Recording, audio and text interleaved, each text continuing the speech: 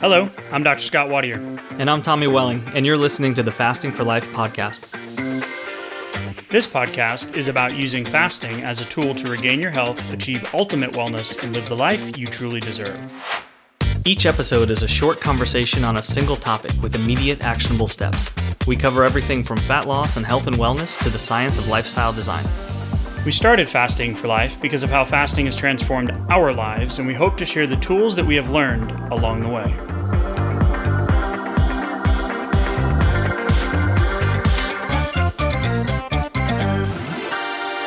Hey everyone, welcome to the Fasting for Life podcast. My name is Dr. Scott Wadier. I am here on a Friday with my good friend and colleague, Tommy Welling. Good day to you, sir. Good day, Scott. How are you? Doing great, man. We're getting a little bonus episode in today, and I couldn't be more excited about it. We've gotten so many questions in the last couple of weeks, so we're going to do like a mini Q&A. But we also want to give an update on the Fasting for Life experience that is beginning on the 12th, and registration ends sooner than you think. Yeah, we only have a couple of days left, getting some good registrations in there, some good questions, feedback. A lot of people excited too. So we are too. So registration, that ends on Sunday, right? And some people have been asking why. And we want this to be a very, one-on-one type of experience, because one-on-one coaching takes a lot of time, right? So when you can get a group like this together, the transformations that we've seen when we've done group challenges is that everybody kind of feeds off one another. So the experience itself is going to be the live video trainings, the Q&As, the resources, the digital video resources, and all the stuff that you guys have been asking for.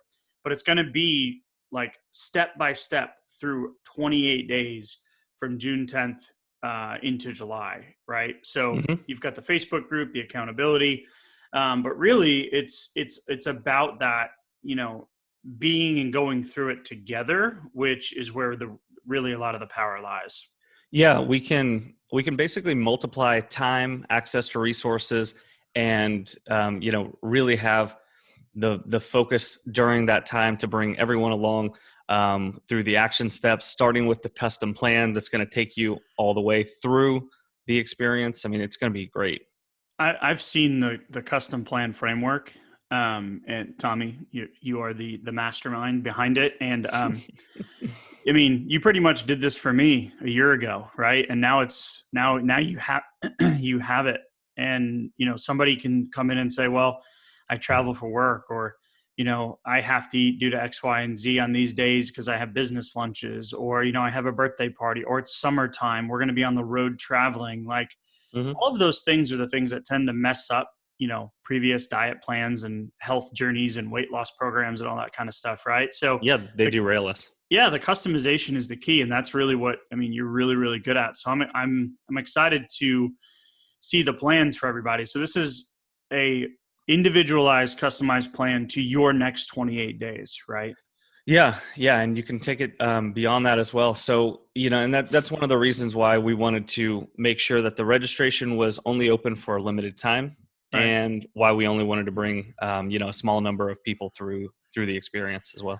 Right. And it's for that customization. So on top of that, the daily action steps. So when we put out these little questionnaires and surveys, right? And we get a ton of feedback from the podcast episodes. And you send me screenshots all the time. That's like, yeah, what's your favorite thing about the podcast? And it's, other than 90% of the time them saying me. Yeah, of course. It's that is not true, by the way. Shameless plug, but totally not true. The favorite thing that everybody loves is the action steps, right? Yeah. So how do we make this more actionable? Well, you're going to have something to do for 28 straight days. It's going to land in your email inbox. You're going to have logins. You're going to have access to the Facebook group, access to us, question and answers on Mondays, the customized plan, all of our digital resources, which we're actually adding new ones in based on some of the feedback and questions that we've been getting. So we're like in creation mode right now of additional resources that we're going to, roll out over the coming weeks. So it's a crazy time, but we're having fun, and we're gonna jam pack this thing with resources. Yeah, it's gonna be awesome. So with that being said, registration closes on Sunday. So make sure if you're not getting the emails, or you're getting the emails and you haven't seen the registration link, we're going to drop that in the episode again, in the episode notes again today. And then Tommy, what is that exact link? We made it easy for you. It's thefastingforlife.com/live. Okay, great. So www.thefastingforlife.com/live is the link to register. And if you get and click on the button, then there's this really cool thing that happens. You get to see me again talking. And there's on the right-hand side of the screen, there's this cool accountability piece that we've added where you can get a second registration for a friend, colleague, coworker, family member, someone that's been, talking about fasting, that wants to do it, that needs some help in terms of getting back on track, so on and so forth. So go to the link, www.thefastingforlife.com/live. And if you are getting our emails and you haven't gotten the link, you can also email us at info@thefastingforlife. So cool. Moving into the question and answers for today's bonus episode, I want to start off with a question that we get often, and it has to do with supplements. So usually the question comes in the form of, what supplements do you recommend is usually the latter. It's the former. The question that we get more often is, can I take my supplements while I'm fasting? Mm-hmm. Right. And the answer is yes. Yeah, you absolutely can, right? Yeah, that's pretty easy. The second question is, what supplements do you recommend? So let's get back to if you can or not for just a second. Yep. Because for me, when I'm on a longer fast, I'm typically not taking something every day. So for a few days, I'll drop my multivitamin and my fish oil, just because they just make me feel a little weird. They make my stomach turn a little bit, and they kind of get me thinking about food more, like almost like I need to take something just to not feel that vitamin on my stomach, Right. And that is something too. I know my wife, she takes her supplements with food, because of that exact reason. And that's something, back in my days of working at GNC all the way through, chiropractic and getting my degree, and then, all the nutrition, certifications and all that stuff throughout the years, it's always something that comes up. So honestly, it's not going to hurt you not to take them for a couple of days if you do get that feeling, but yes, you can take them. And if you are doing a 1 meal a day, OMAD, right, eating 1 meal a day, or an intermittent, then you don't have a problem. If you're doing extended days, not a big deal. Just like you said, to drop them out for a couple of days. The overall benefit you're going to get from the longer fast, is going to outweigh the couple of days of not having, a couple extra 100 milligrams of fish oil, in my opinion. Right. Absolutely. You can always break the fast with a nice big hunk of wild caught salmon or something. There you go. Not that I would ever cook that, because I don't know what to do. I'd love to eat it, but we have no idea how to cook it, so we never eat it in our house. That's one of those things you get when we go out. The second part of this question that came from Cindy, shout out Cindy. Thank you for the question on supplements. You mentioned trace minerals and pickle juice. You've heard us mention that. We're going to talk about that in the next question that came in about exercise. But basic supplement answer would be, for overall health, this is what I take: vitamin D, of good vitamin D3, a good high dose, good sourced, clean fish oil, and then a daily multivitamin. Yeah, keep it simple. Yep, that's it. Back in the day of my powerlifting days, I would spend $300 to $400 a month on proteins and conjugated linoleic acids and branched chain aminos and all these other things that I didn't really need if I just would have eaten a little bit better, right? So yeah. The workout one was really cool. So this came in from Anna, and Anna asked, I want to work out in a fasted state, but when I do, about an hour after my workout, I get like this burning, intense hunger, right? And she doesn't want to work out right before, after she eats, right? Because we know that that typically doesn't work for most people, No, right? I feel So, terrible if I try to do that. oh, God, awful. So she was kind of concerned about, what that's going to do, in terms of how she can do that without getting that like just deep burning feeling of being hungry. Yeah, and yeah, that's pretty common. So, I mean, we usually just talk about timing your meals, with your workout. So, if you're doing one meal a day, that's going to look a little different from an extended fast. How'd you answer that one? So really, I asked her. I went into a couple different things. First was to address her concern of, that burning hunger, and that's been proven, over and over again, that that old adage. When there's cliches and old adages like that, like those sayings that are passed down, there's Hmm. usually some weird Some truth to wisdom them. there, Yeah, right? there's some Yeah. wisdom in there. So, working up an appetite is actually a real thing. There's been studies shown that when you work out, the meal post workout typically can be anywhere between like 250 to 500 calories more dense Yeah. than a meal. So you're like kind of undoing what you just did, Sure. Yeah. If which you if is you if you did the workout for the calorie deficit, you're undoing it, right?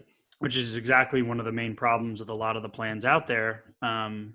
Is that that's not taken into account. So, we talked first. I mentioned first about that, and then secondly, she was talking about energy, and I was saying that, typically in a fasted state, it's when you get that kind of like feeling where you just don't feel like you have enough energy or enough oomph, right? And you're worried Hmm. about that performance. The simple fix is literally putting some salt, a teaspoon of salt, into water and drinking it right before you go into the workout. Hmm. Yeah. I mean, it's crazy how different you feel after that. And I don't like the taste of like a salty water like that. So I'll do it in like just a small, like 1 or 2 ounces, and just shoot it back Shoot real it. quick. Yeah. Yeah, that makes it easier. One of the things that I went into a little bit more detail because you asked how I answered the question, Hmm. in terms of, her concern that she wouldn't have enough energy, right, during the workout for that performance piece. Right. Your body will, when you are so there's usually like a 2 week kind of adaptation period where you go from your body primarily using short-term sugar stores and glucose over to using ketones, which is using the fat, right? Right. So after that 2 weeks of adaptation, your body typically will become fat adapted. So it'll switch quicker into burning those fat sources rather than looking for that glucose or that sugar. And that just takes a little bit of time, but that salt trick actually can help you feel better in the beginning while your body is adapting. So your body actually, when you work out in a fasted state, you will see a slight increase in adrenaline, which has a positive effect on your basal metabolic rate. I'm not saying this boosts your metabolism because we know that's a false premise, but it's that your metabolism, your basal metabolism will see a slight increase due to the adrenaline. And then, you actually get, an increased, metabolism output because your growth hormone is higher, which actually allows you to get and build more lean muscles. So working out in the fasted state, like she said, like Anna mentioned, is what she wanted to do. She just Yeah. wasn't sure how to get there, right? So the salt thing, her response to me saying try the salt was, I'm shocked at how much better I feel. I was feeling very weak, and I feel so much better. Like I'm Right. amazed, It's right? From crazy. 1 teaspoon of salt. Yeah, you wouldn't think so, but that can be all the difference in the world right there. Because, like you said, the body's hormonal environment is perfect. I mean, it's perfect to go work out while you're fasted. The thing is, if you have a couple of those symptoms, like, oh, I'm just not feeling quite right, then that little bit of salt can be all that you need. Because especially in the beginning of a fast, depending on exactly where you are in your fast, or if you just did a 24, or maybe you're coming off a longer fast, you're going to clear out a lot of water, a lot of insulin, and some salt's going to come with it. Your blood pressure is going to come down. Your Right. overall blood volume is down. So that can make those little changes, but a little salt can go a long way. So that's Yeah. great. So we use sea salt, recommend sea salt, a Himalayan salt, not your standard like iodized table salt that has sugar in it. If you ever read those little packets at the restaurant, actually has dextrose in the salt packets, right? Kind of odd. Maybe some silica in there so it doesn't cake and coagulate. Right. So Mm-hmm. a good source salt, or a trace mineral, like the previous question Cindy had asked about trace minerals or pickle juice. You can do a trace mineral too, but let's keep it simple. Teaspoon of sea salt, boom, you're good to go. Yeah. Let's see here. So the next question, and this one makes me laugh every time we talk about it. And this is from Katie. And she said, I've read in the past you can't chew gum. Okay. Are you finding this case as well? Yeah. And Katie, thank you for the question. It comes up a shockingly high amount of times. We've gotten this question a lot. So we thought it'd be good for the Q&A. Yeah. So, and here, Tommy, I just stepped on you there. Sorry. No, you're fine. I used to be a big gum chewer. So yeah, I want you to take this, but I want to say this first. Okay, go ahead. If the gum says boost your metabolism, Oh man. Yeah. run far and fast, or 0 calorie, boost your metabolism, diabetic friendly, like, okay, just don't, let's find a better, let's do something else. Don't do that, because it's not real. Like, that's not what it's going to do. Yeah, we've seen those popping up kind of everywhere. We've seen all kinds of weird ingredients that they're adding to it to be able to make these funny claims. Let's call them. Some of them are just outright deceitful. Others, I just don't know what's in them. Or like you said, I would just run the other way. But overall, zooming out a little bit, just gum in general. I used to be a big gum chewer, and we tend to look at the research and say, can this slow my metabolism or boost my metabolism? Can it satiate me, take away some of my appetite, hunger suppression, things like that? So overall, the research is a little mixed on it. You have some studies that say, yes, it suppresses hunger a little bit. In my personal experience, though, if I'm fasting, it can really make my stomach start churning. It can remind me that my body's used to food coming in or something coming in. And it kind of gets the whole thing, triggered, where I was feeling fine. I may be 60 hours into a fast or even 18. And all of a sudden my stomach starts churning, like, okay, when's dinner happening? Like I wasn't even thinking about food. Right. Yeah. I was going to say, as you were saying one side, I was like, well, it actually makes me more hungry. But so this is really where that feeling of being hunger, because the hunger feeling isn't real typically, right? It's that cascade of signals that starts the process. It could be the time of day. It could be smelling the cinnamon rolls in the oven. It could be the guy next door, barbecuing here in Texas. And you're just like, oh man, that happens all the time. Yeah. You're not really hungry. Right. So the thing with gum would be, if there's so many other macro big picture things that we need to worry about, right? Tommy, what was the analogy you used? Yeah. If you're thinking about the gum, but you have some weight to lose, just think about it like this. The gum is like your paper cut while the house is burning down. So let's go big picture here and, worry a little less about the gum and a little bit more about the meal timing, right? Well, the crazy thing is that the gum comes up so often. I think it's that whole like calorie, and if you've read other fasting programs or read fasting books, people do mention that like gum can stimulate things, right? Mm-hmm. So here's what we're going to say is, like you just said, if you've got some other things to work on, let's focus on those first, right? Just like Dr. Fung says, put some creamer in your coffee if that's like the one thing you enjoy in the morning, right? The black coffee. The cup of coffee in the morning. Like, don't worry about that in the beginning. Let's create the good habits, the good psychology, like the good pattern building of sticking to the plan. And the gum really is just a tiny little piece of that. So if it works for you and doesn't seem to stimulate your hunger and you're seeing results, keep doing it. If you're seeing the opposite effect, then I would say cut it out. And go ahead. Because if it's making you feel good, occupied, and it's keeping you from wanting to to have that meal or to have a snack, like, you're used to a certain snack time or something like that, and you're trying to break that habit, then great. That's a positive thing. Keep it in there because it might be helping you. Two things you can do to replace would be use an essential oil like a spearmint or a peppermint oil. Now make sure the oil is suitable for ingestion, because there are some like wintergreen that are not. So a spearmint or peppermint oil, you can just get a bottle of oil, 1 drop under the tongue, like can freshen the breath and can like get you that minty kind of feeling, right? Without having to chew, right? And then the other thing is you can put a clove. So this is something that one of my PAs that used to work for me, she would do this. She would put a clove in her mouth, like a literal physical piece of clove.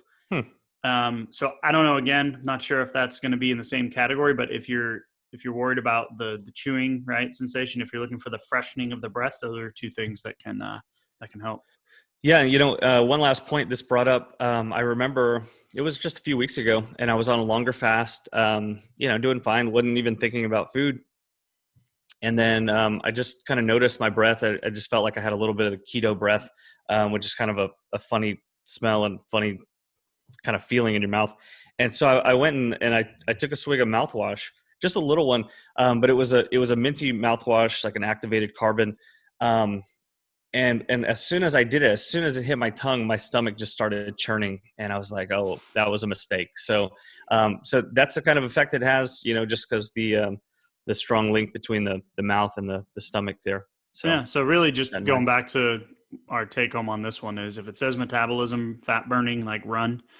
If it's needed, then try it out, see how you feel. If you're getting results and things are going great. If not, then yeah, gum's probably lower on the list of priorities and things you need to change, but see what works for you, really. Yeah. Cool. So we have a bunch more. I think we should do one more. Okay. I think we should do the nausea and heartburn one, the question that came in from Nan, and then we'll touch on sleep, but that's going to be a huge part of the event. So let's do the heartburn one here. Okay. Sorry for the live peek behind the curtain as we figure out which question we're going to address next. I think I just threw Tommy a curveball there too. So this question came in, and it has to do with relieving the burning and nausea while fasting. They do admit that they drink a lot of water and no longer drinking coffee because of the acidity. I want to address that acidity piece first. That's kind of a myth of coffee causing the acidity, like causing that imbalance, right? So if you have a good organic, like natural coffee, like we're not talking like Starbucks, even though, don't get me wrong, I love their nitro, but a good fresh roasted, like organic coffee, you shouldn't get that as much of that feeling, like that gutty acidity, kind of acidic feeling. The easiest thing to do is just cut out coffee. But for me, coffee was a huge piece of my fasting journey, right? Being super busy. And it was something I could do to just get my mind off of food in the beginning, right? Now it's not a big deal. Yeah. So that's just my one thing on coffee. And then we can talk about, the actual like heartburn feeling, because I know you and I have both experienced that. Yeah. And just to touch on the coffee, there's huge logical benefits of drinking the coffee, a little bit of a boost. A lot of us do have some dependency on it. Think about how many cups of coffee are drank per day. So that can be a big thing to just cut out. So just reiterating your point, some of the beans, the way that they're processed and then the quality of them, they're going to have that higher acidity level. So you might not have to cut this out completely. And it may be some other things that we can address here to help with the nausea and the burning. Yeah. And the nausea these things happen periodically throughout the day when you're on a longer fast. They shouldn't ever be constant. So if you like honestly feel like sick or ill, then that's a situation where like, go ahead, eat something, right? Like yeah. Eat something, see how you feel. Like that, and keep going. Now, little bouts of like fuzziness or like a little bit of like a weird kind of fuzzy feeling in your stomach, maybe a tiny bit of nausea, that's expected when you first start fasting, because your body is going through changes, right? And we'll go into more detail in the challenge on kind of what some of those are. But the easiest thing to do is, as long as you're staying hydrated, the burning and the nausea will go away. And there's a couple of tricks. Tommy, I know you've mentioned pickle juice in the past. You can do a little bit of bone broth, like a chicken or beef bone broth. And the thing is, if you're trying to stick to a plan, and this is kind of the thing that's derailing you, finding something to kind of mute it in the beginning while your body continues to adapt is going to increase the long-term success, right? So a little bit of bone broth, a little bit of pickle juice would be what I would recommend. Yeah. And if it's just not going away, or you don't have the ability to do pickles or a bone broth right wherever you are, or this is something that just pops up, while you're at work during a certain time of the day, just keep a couple of Tums with you. And, usually one or two will be fine. They'll kick the burning. And it's usually, if the burning lasts for too long, that's usually where the nausea comes from. So if you can quell that burning with a Tums or two, usually the nausea doesn't follow anymore. Right. And there's also another alternative that we used to use. I was not a big Tums guy, but when I started fasting, I actually used them in the beginning, quite a bit when I was doing the longer fast, and it just went away. I don't have a problem with that anymore. But me too. There's also something called a papaya enzyme. And papaya enzymes have digestive enzymes that can help, kind of clear out the stomach and break some things down. So if you're looking for an alternative to Tums or the other stuff that's on the market, because I don't love them, but they definitely worked for me, short term. Right. You can also use a super papaya enzyme to help with that too. So I think that covers, I threw that in at the end there. Let's see. I think that's it. So we did get a question on sleep and, how sleep can be affected while you're fasting, especially if you're doing longer fasts. And you kind of jumped right into it. So, we talk about removing caffeine before a certain time and getting the light out of your bedroom and making sure you get sunlight in the morning and all those different types of things. We actually have a couple of digital resources on how to get, better sleep. Optimize your sleep results. Because sleep is a huge part of it. So we're not going to go into a bunch of detail there, but the things that we just mentioned are things that you can try. This is going to sound crazy, but everybody out there has had at some point pretty much had some type of sleeping, whether sleep wasn't great. So there's a lot of conversation and information out there about it, but decrease the coffee or the caffeine. Make sure you're not eating too late, remove the light from your room. And then in the morning, make sure you're getting sunlight in the dawn and dusk. Try to get outside, because that actually resets your body to stimulate the circadian rhythm, which is really what governs your sleep pattern. So we'll go into much greater detail. We have a whole module training on sleep for week 1 of the Fasting for Life experience. So we're going to dive in a lot more to that. Yeah, absolutely. All right. So Tommy, I'm going to put you on the spot here. What's your action step for the week? So action step looks like this. Think about the next 28 days and think about what it's going to look like, whether you're part of the experience or not. What are you going to do? No, you're part of the experience. Come on. Well, absolutely. But you want to have a plan, because that's going to be the key to, actually seeing results moving forward.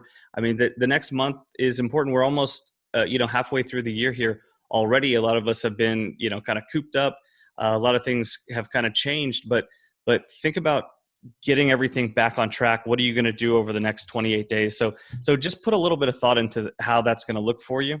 And so you can take some action from there. Yep. And I'll take it one step farther.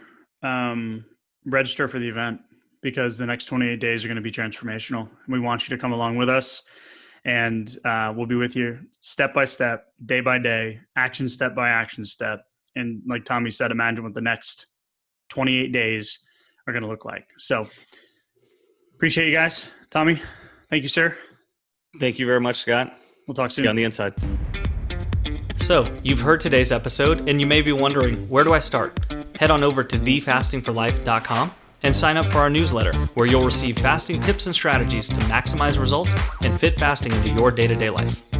While you're there, download your free Fast Start guide to get started today. Don't forget to subscribe on iTunes, Spotify, or wherever you get your podcasts. Make sure to leave us a 5-star review, and we'll be back next week with another episode of Fasting for Life.